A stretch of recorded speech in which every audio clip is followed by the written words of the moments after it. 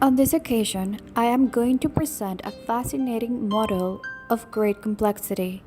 It tells the story of the Korean river ecosystem, which is of utmost importance to the country of South Korea. As background, for several years I have participated each year in the process of evaluating papers presented at the System Dynamic Society conference.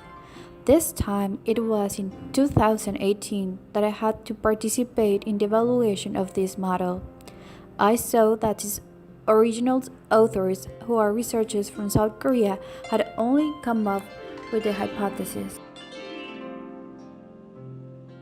It was not modeled. A learning laboratory was not created to test their different policies to implement, but it seemed like a fantastic job. The hypothesis was very seductive.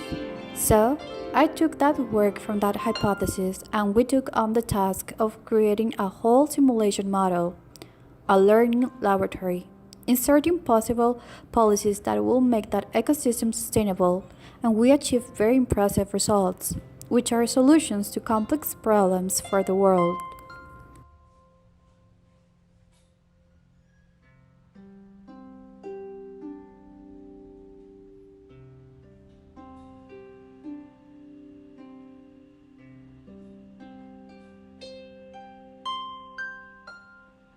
Next, you can go to YouTube and there are several videos that exemplify the goals you have proposed. They are fascinating videos about how they want to transform that ecosystem into something that not only serves to produce and harvest fish, and to plant watermelons and garlic and onions. Of course, water for industry and water for living, but also for the aesthetic part, the cultural part.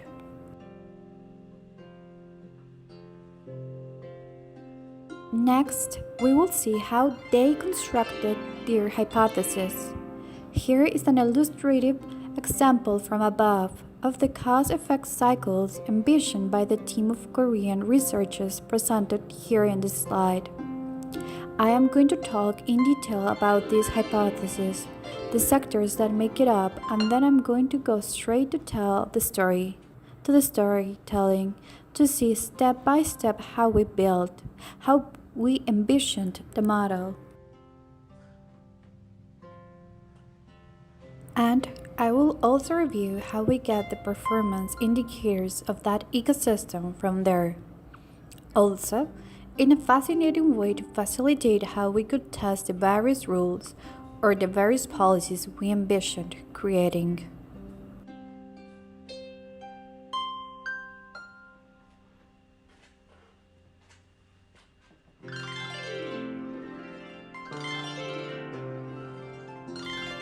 Next, we will review the hypothesis, the sectors that make up this hypothesis, and we're going to discuss from above the things that are included in each of the sectors. First, we will mention that there are four main sectors: the service regulation sector, the support sector, the cultural part, and the provisioning part. In detail, in the regulation part is where we will review the population dynamics of algae growth. Algae are the big problem in this ecosystem. In the support sector, there we will see the part of the fish harvest, the animals that live in that ecosystem, and the vegetables. And of course, the production of fish and the production of those vegetables too.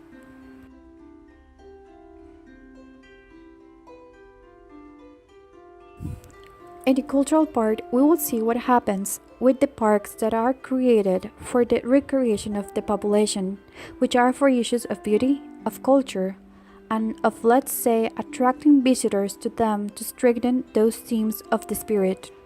And finally, the supply part touches on the issue of water used for industry or for drinking, of how it is contaminated by the fertilizers used in the planting of garlic, onions, and watermelons.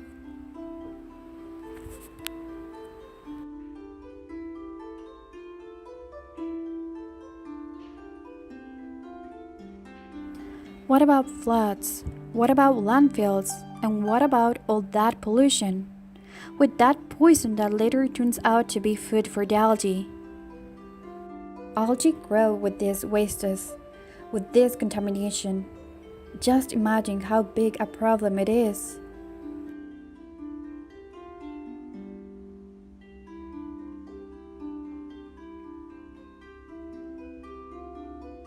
Now, we will see how we build the simulation model based on the hypothesis developed by the Koreans. For instance, here, we see the logic of the population dynamics of algae. Algae are the great problem of this ecosystem since with their leaves they block sunlight and affect the natural growth processes of plants. They also somehow remove the oxygen, so they cause a serious problem to the life that exists underwater. And they also feed on waste. They feed on the fertilizers poured into the water.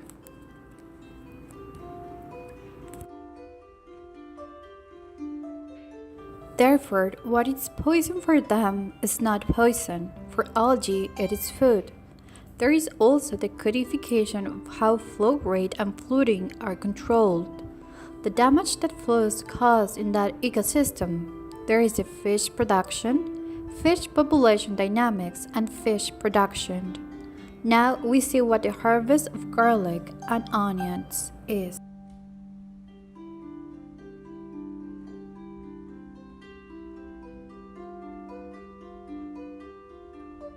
There is the use of fertilizers to harvest the garlic and onions.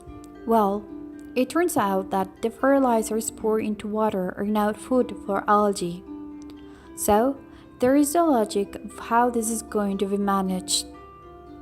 Well, now we see the animals that exist in that type of ecosystem. All the prey issues that occur in that ecosystem. Now we see which are the plants there, all the plant part around that ecosystem. The value of that natural environment it is placed there on the diagram.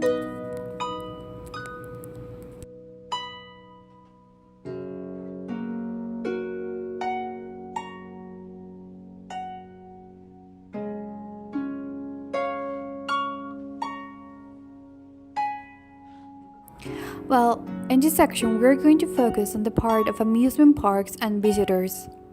Now we see the cycle that visitors do to link with the whole issue. The harvest of watermelons. There it is the complete model that shows how from the hypothesis generated by the Korean researchers, we were able to build this fascinating model of extraordinary complexity.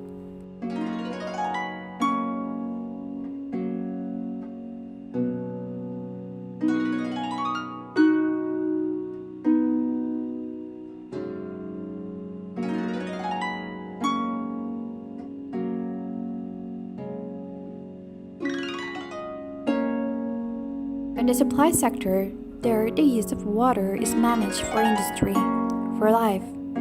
That is, the water that people drink and naturally all the part of industrial waste because they also contaminate that type of water. We have already seen that contamination is food for algae, so that water is managed there. All the water that Korean people consume.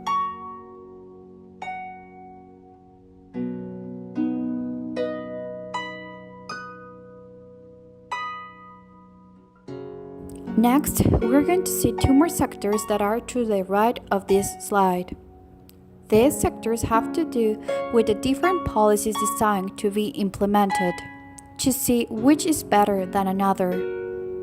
Also, something that is tremendously transcendent are the performance indicators of this model.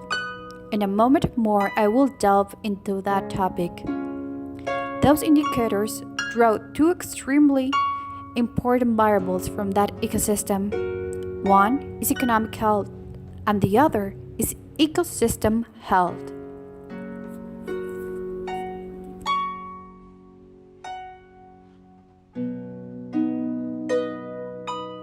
Now, we are going to talk about this very important part of the model, which are performance indicators. In the x-axis, we have the economic part, the health of the economy of that ecosystem.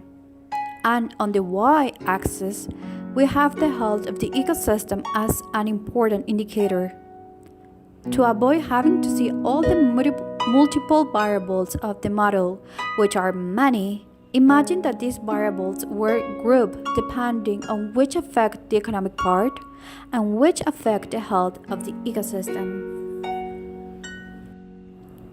In this way, we can intervene any of these variables, make them grow or decrease, generate policies by design, and if the pointer goes to the green side, it means that this policy was sustainable. If the indicator went to the red part, it means that this policy was failed or a failed ecosystem. It means that if we are on the top left part, it is also low in economy. Even if it's high in health, it is not sustainable.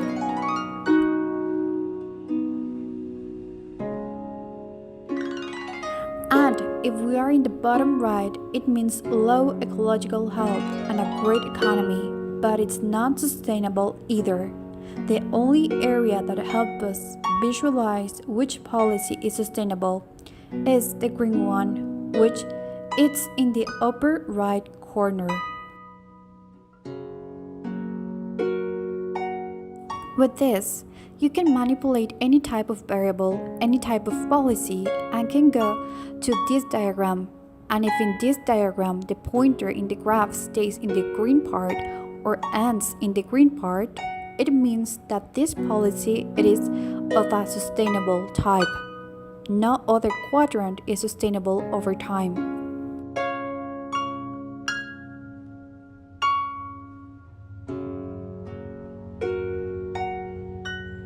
Next, we are going to see the design of policies and the impact that they are going to have in that ecosystem. Here we are presenting the dashboard on the left side with multiple policies envisioned by design.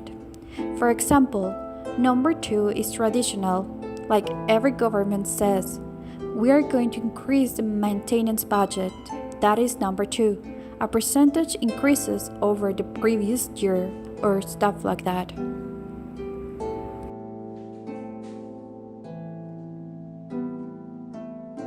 The number 3 is a special policy that we will discuss more later.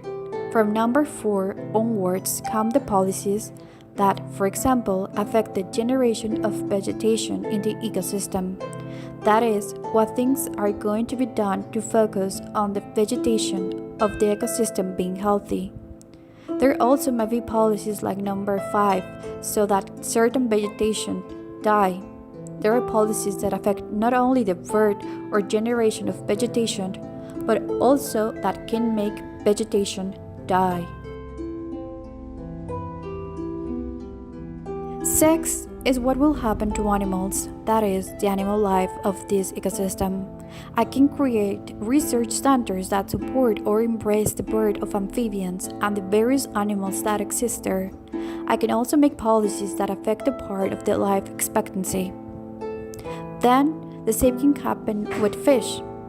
What do I do to make more fish hatch, or what do I do to make more fish die? When I speak of the death of fishes, it does not necessarily mean by normal fishing.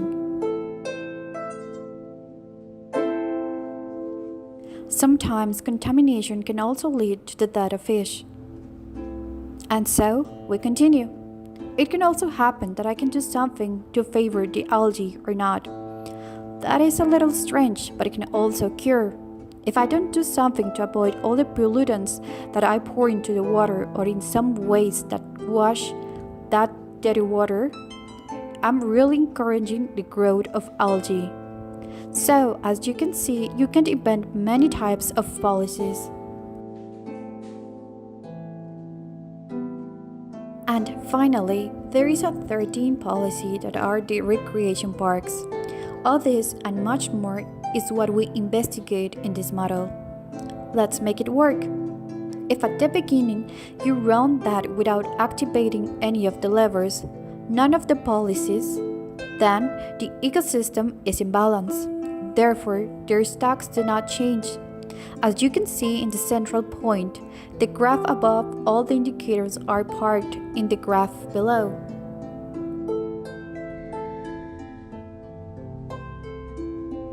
There are no changes in the stocks. We're going to start by activating policy 2, which is a typical one where every government says that it wants to increase the budget for the maintenance of the ecosystem, to create landfills or clean up everything that has to do with dams, maintain dams.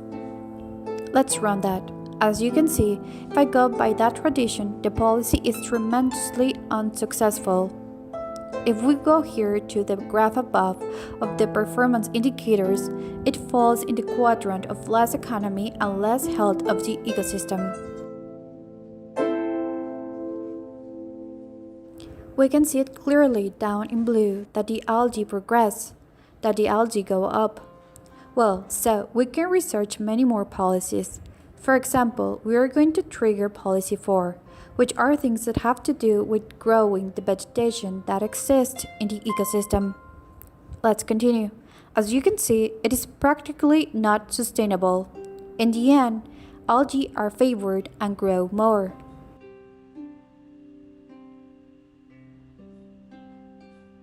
For example, let's trigger policy 6. We run the model and it does not work either. As you can see, the blue in the graph below continues to predominate. Algae continue to grow. Now, we're going to the fish sector. For example, to favor the bird of fish. I run it and nothing. Virtually everything you do indirectly encourages the growth of algae, which are a pest. So, what can really work? We have discovered that there is an impressive policy that is number 3. This policy is known as creative destruction. We implemented this policy based on the work of an economic researcher named Schumpeter. We put that policy here. Go ahead, let's run it. As you can see, that one falls into the sustainable quadrant.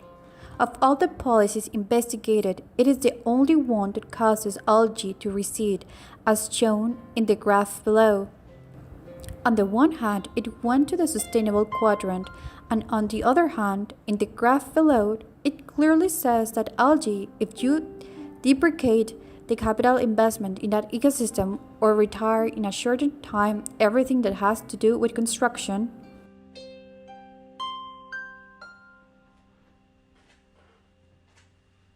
everything has a lifetime.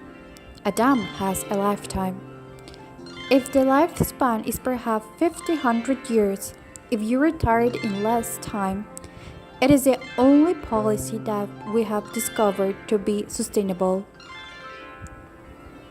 All the others, which are policies that abound in our countries, in almost any country in the world, governments make policies like that affecting the birth or death of the living creatures of this ecosystem.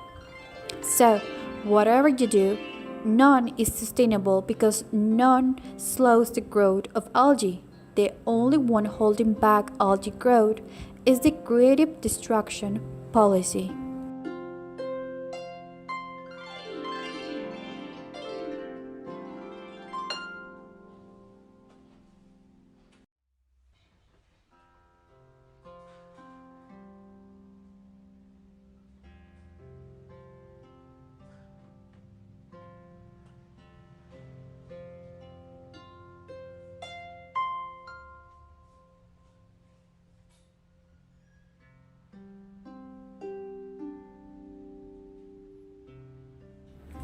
Finally, we're going to delve into the policy that practically works magic.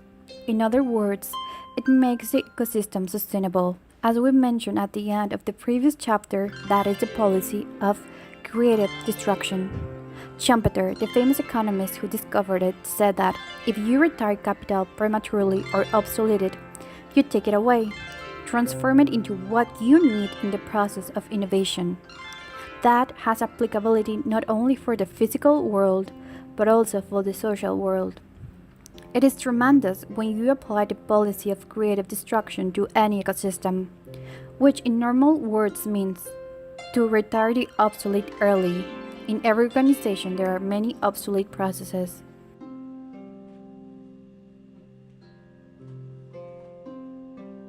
So here, although it is a physical field, there are many things that are handled in an obsolete way. So basically here it can be said that depreciating the useful life of different things in that ecosystem prematurely is considered creative destruction. Well, that led us here in the indicator chart on the graph above at the top right to operate sustainably. If we see it below, it is the only one that stops the growth of algae. The algae policies begin to be implemented after a while, and as you can see from the blue graph, it falls.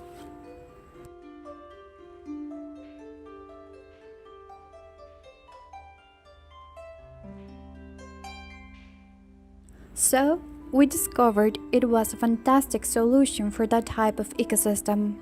Well, we can see the results in the different sectors. For example, there is what happens with that sector. We can go to another sector more and we can see what happened with the different sectors, with the policies applicable to different sectors. There is another sector more. And finally, I'm going to position myself on the performance indicators. We got to see it from different perspective. We have already seen from the bottom left part that I can manipulate any policy, and if the results falls in the green section, it means it is sustainable. If it falls in the red zone, it is not sustainable. If we apply it to countries, it would be a failed country. If that goes in the upper left corner, it is not sustainable either. And at the bottom right, there is a lot of economy but little ecosystem health, and that is not sustainable either. The only sustainable is the one that falls in the green zone. Let's move on. Finally, there we can illustrate in the left part all the elements that make up the indicators of economic health and the indicators of ecological health of the healthy ecosystem. There are all the elements that we include to group these indicators so that in a very simple way I could read what happens when I intervene in the ecosystem with some type of policy. This way I don't get lost. If I do not have an easy way to read those performance indicators of policies to implement, it will be really difficult to know if it was good or not. This way I can go to the quadrant in the lower right corner, and there I can clearly see if it falls in the green zone, it is sustainable. Notice how easily we can visualize the impact of our decision over time.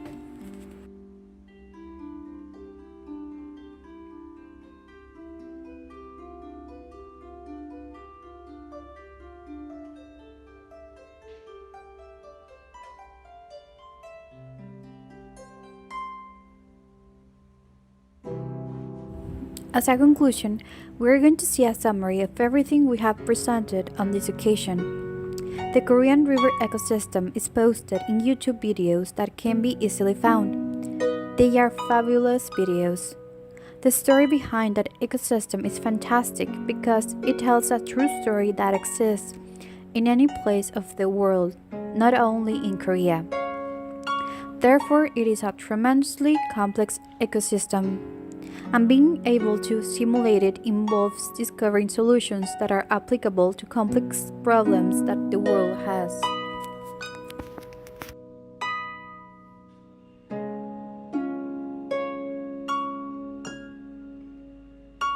The hypothesis from which we started was developed by a Korean team of researchers from South Korea. Here on the right are their names.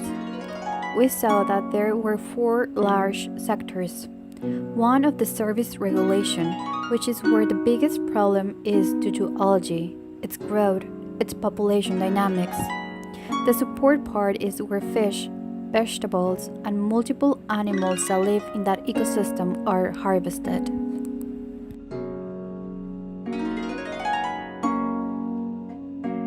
Naturally, fish are produced. The cultural part, that is the part that has to do with amusement parks, with the aesthetic part, with the strengthening of the spirit part, with the visitors part, and finally with the provisioning part. There we are talking about all crops, garlic, onions, watermelons, the water part that is used for the industry of the water that is used for drinking, for life, and also the pollutants dumped into that ecosystem from fertilizers.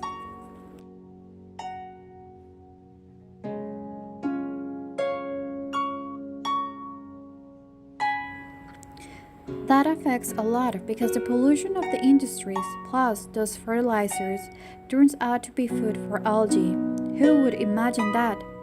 These four sectors cover the connection between the economic, social, and ecological part. So it is a complex, fantastic, and real example. Well, there is our model. From that hypothesis, we could pass it to a simulation model using Stella Architect. Just imagine the complexity it has.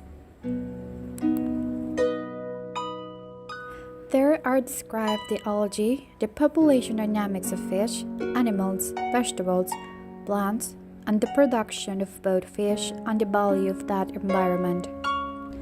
At the bottom, we have the visitors part, the amusement park, the cultural part, the spiritual part, and down on the right side, we have watermelons, production of watermelons, garlic, onions, and somehow to mitigate the floods part.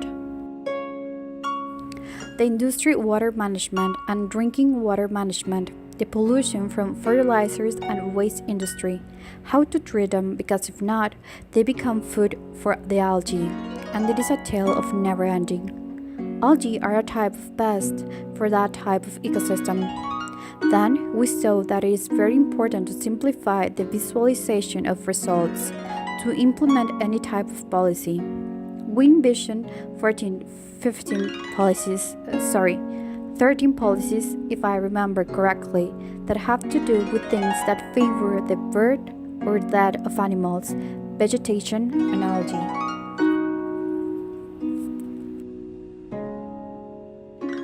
And also how typical is traditional maintenance.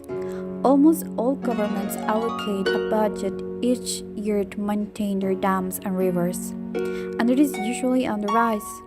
20% more than last year, and we kept the system, in theory, healthy.